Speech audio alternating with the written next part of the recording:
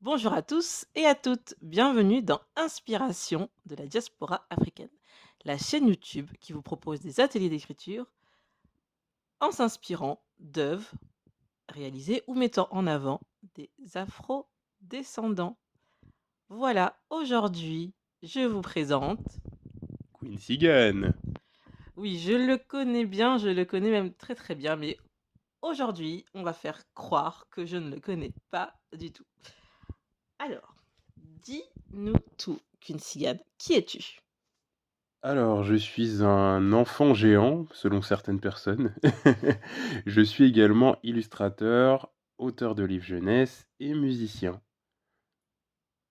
Notamment de L'homme qui repeint le ciel. La consigne, ce sera sur ça, vous la découvrirez bientôt dans un nouvel épisode consacré à cela. Alors, quelle œuvre t'inspire le plus pour écrire? Alors, j'ai diverses influences, hein.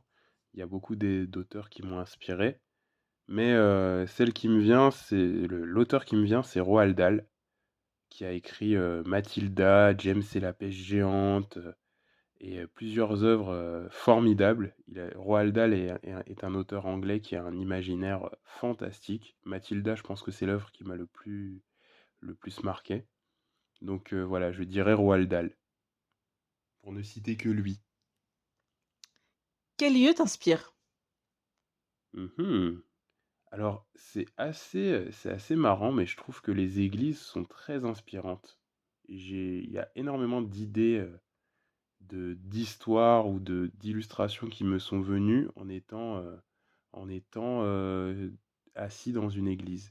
Et les voyages en train aussi sont très très très très inspirants.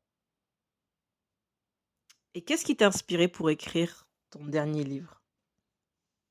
Alors, pour L'homme qui repeint le ciel, pour la petite histoire, c'est très marrant parce que c'est venu en fait d'une phrase tirée d'un livre qui s'appelle L'homme au bâton d'Ernest Pépin, un livre que j'aime beaucoup, qui n'est pas, c'est pas vraiment un livre pour les enfants pour le coup, mais c'est voilà, en fait dans ce livre, à un moment donné, dans L'homme au bâton donc, l'auteur décrit une scène, en fait il décrit une scène de rue dans la ville de Pointe-à-Pitre, et donc il énumère différents métiers, les cordonniers, les gratteurs de guitare et les repeigneurs de ciel.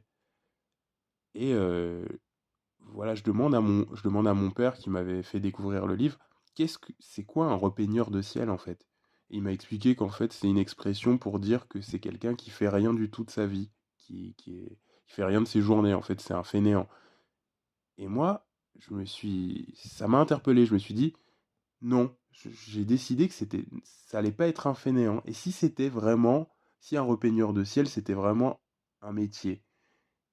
Et c'est de là qu'a germé l'idée de l'homme qui repeint le ciel. Je me suis dit, je vais en faire un vrai métier et je vais écrire une histoire autour de ça. Et voilà comment est né l'homme qui repeint le ciel.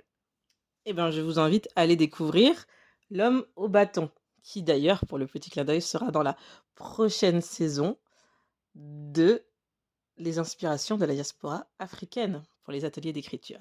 Dans un autre épisode, vous aurez aussi du coup un extrait du texte L'homme qui repeint le ciel, avec la proposition d'écriture qui sera aussi du coup présent lors d'un atelier à Yeobi avec l'association Live on Land.